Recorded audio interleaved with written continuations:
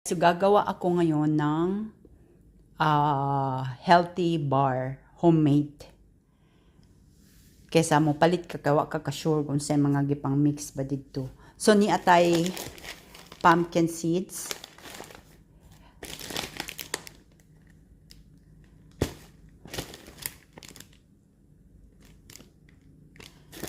Nya, mixed dried fruits, cranberry, apricot siya. Then, ni atay mixed nuts ato siyang i-mix.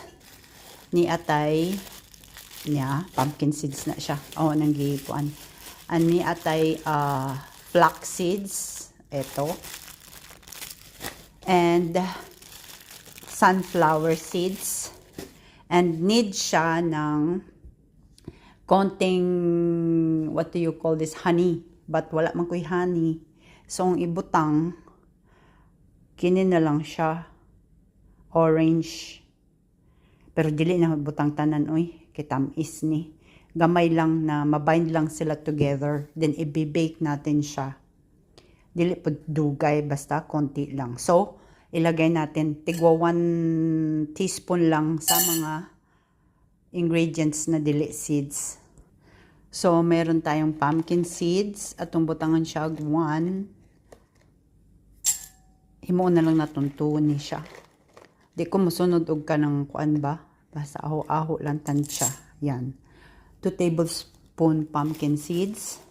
And then flax seeds. 1 tablespoon siya. Yan. Tigdagan na to gamay. And then, yung sunflower seeds, dalawahin po natin. Ayan.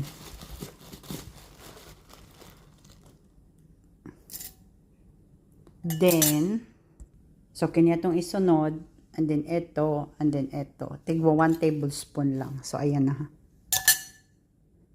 Ito yung dried fruits. Igdagan na itong konti. Ayan. And then, kini siya, 1 table din. Kini yung smell mo ra siyag anggo ba? Mong 1 table lang po datong ibutang. Oops, ayan, 1 table na siya. Last, atong butangan pug sesame seeds. Usapod ka kutsara. So, mauna ni siya. Ayan, i-mix na nato, mikos-mikos. Unya, dili na lang di na siya butangan ini. Kaya kung gidagdagan og mga dried fruits, tamis na mga dried fruits. Uy, nya, mura kini tamis pud ni siya. So, dili na na dagdagan. So, after neto, ato siyang butangan og water para ma-incorporate sila. Yan. And then, ato silang, kay naaman sila chia no, gatong mga seeds nga gagmay. So, madagko siya. Kung gibutangan siya almond nuts, nya, unsa pa ni, yan, mga nuts. Healthy bar dyan ni siya. Nya, atong butangan konting tubig. And then, iset natin siya for 30 minutes bago natin i-bake. Para ma-incorporate sila. So, hintayin natin. Lagyan nato siya ng tubig. Ikuan lang gud nato. Tansya-tansya ang water. Manani lang water. Ayaw po siya pa sauma. Nato na siyang paano para mo butod tong mga seeds. Ayan. Butang na to sa fridge. Nya, i-bake na to unya. Depende nimo kung saan mo pag-bake. Pwedeng gawin mong biscuits na thin. Ako kay hong baga-baga og konti. Kay hong butangan siya og half og dark chocolate. Mahimo og thin like biscuits. Then, isang parang bar para may choice. Ayan. Remember nyo guys, ibutangan niya na og water. Karon nag-dry up na siya. Oh. Wa na butang anything na sweetened kasi yung dried apricot and cranberries, tamis na siya. Ayan. So, ilagay na natin siya sa pang-bake. Unya na ako siya i-bake pagkahuman sa akong potato og sasama na akong pang-dinner. So, ready for baking. Hindi ko kawa ko ka tansya kung pila ka minutes, but normally kasi ang mga seeds dili na sila dugay maluto. So ako siyang gi-press para pagkaluto intact sila ba, dili sila buhaghag. Unya kini siya kay mura ni siya ikanon na nimo as a granola bar, mga ingon ana. Kay naman siya dried fruit. Ang dried fruit kay medyo sweet. Kung gusto po niyo yung medyo may spicy na parang biscuits. Ito kasi medyo thick akong pagkahimo kay gusto na hong i-bar. Pero kung gusto niyo murag biscuits, ayaw butangi og dried fruits. Nuts lang, then herbs like rosemary, oregano, Italian, or unsa pa yun yung favorite, may butang para siya spicy biscuits ba. Nya, pwede nyo siyang butang ng cheese, inigkaluto na konting butter. Mura bug biscuits ba. Healthy good siya. Tanawa, super healthy. Niingon lagi si Colin nga nung ako na siya himuwi dati mga ingon ani. Diba?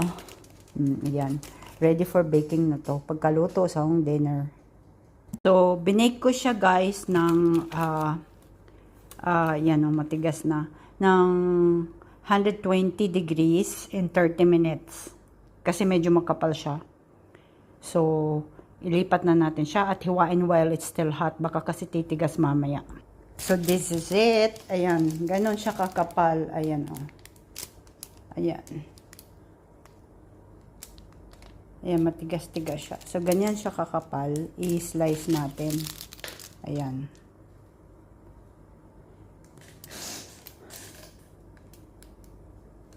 You can eat this as it is or you can eat it. Lagyan mo ng dark chocolate. Half of it. Ganon. So, guys, ito na siya, oh.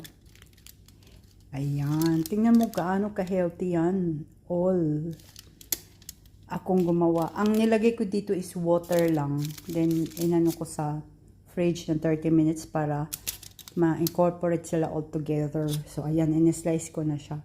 And what I did is, nilagay ko ang half, ayan, the other side without chocolate na. Lagyan na lang. I'll show you the other one. Nag-melt pa kasi. Like this one. See? Yung other side, wala siyang chocolate. Half lang. Ayan. Lami siya guys. Dark chocolate ya. Butang nga aron healthy. See, look at that. How healthy it is. Diba? Sorry sa kamay ko. Chocolate yan. Ito na lang para malaki tingnan. Ayan. Tingnan mo gaano ka-healthy. See? Mga seeds yan. Nuts. Lagay ko sa anong mga minix ko dito. So, try natin tong yan.